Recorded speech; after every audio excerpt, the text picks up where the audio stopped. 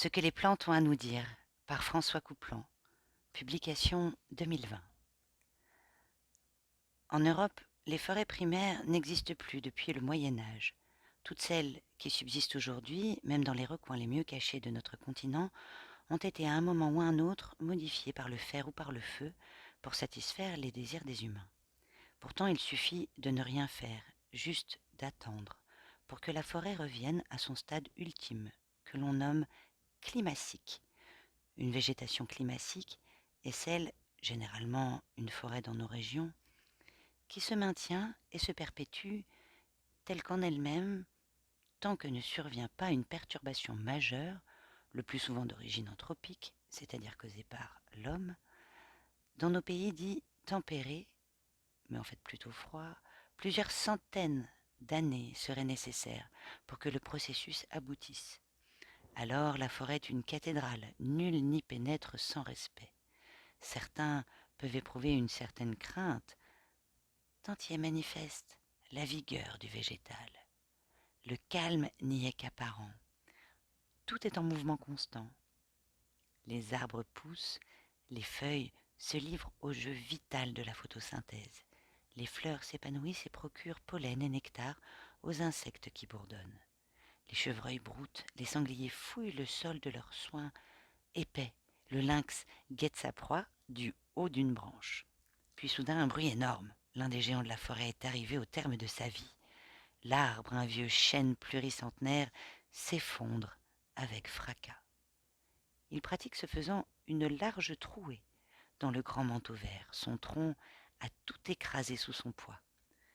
Là où plongeaient ses racines, un vaste trou est formé, qui bientôt se remplira d'eau et verra s'établir des plantes amies des lieux humides. Des scribes, des joncs, des véroniques aquatiques, tels le bécabunga au curieux nom, de petites renoncules à fleurs blanches vont bientôt y trouver leur lieu de prédilection.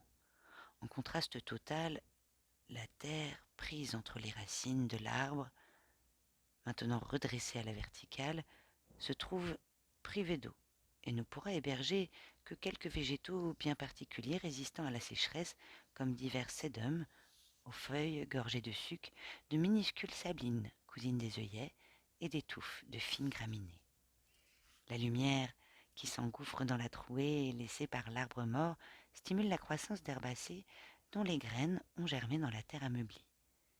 Bientôt viendront de nouveau les pruneliers, les églantiers, les aubépines et les nerfs bruns qui avaient trouvé refuge dans les lisières. Pins et bouleaux prendront leur suite, et quelques années plus tard, un jeune chêne se dressera à son tour au-dessus de la mêlée végétale qu'il dominera toujours davantage jusqu'à éliminer ses compétiteurs par son ombre. Le cycle aura été bouclé. La trouée se sera refermée, tandis que d'autres se formeront çà et là, dans la canopée, au fur et à mesure que vieilliront puis décéderont les arbres. Je n'ai rien inventé.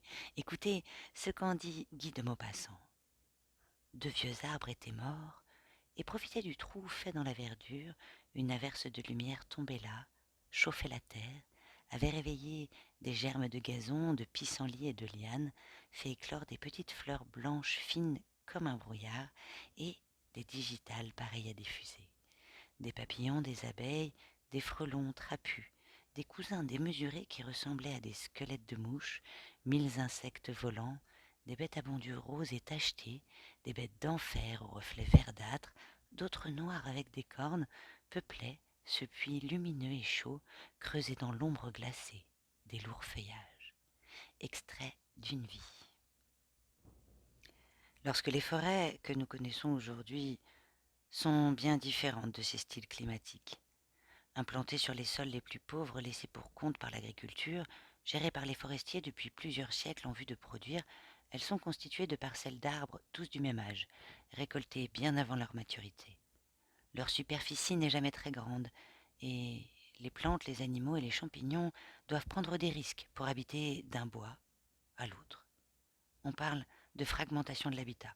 De ce fait, les processus naturels que je viens de vous décrire ne peuvent avoir lieu et la dynamique forestière est contrariée. Aussi, la quantité d'espèces de toutes sortes est-elle beaucoup moins grande dans des forêts gérées que dans celles qui sont abouties, ce qui fait dire aux gestionnaires et autres amis de la nature contrôlée qu'il faut éviter la fermeture du milieu, qui entraîne une diminution de la biodiversité. Ce n'est pas en l'occurrence un total mensonge, mais cela dénote pour le moins d'une vision limitée et à bien court terme semblable à celle des politiciens.